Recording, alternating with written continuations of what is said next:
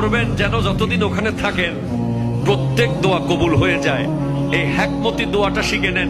আপনি বলবেন, আল্লাহ আমি 10, 12, 15 যতদিন এখানে থাকবো যতগুলো দোয়া করব সব কবুল করে নিয়েন। দোয়া করছেন কয়টা? পাবেন কয়টা?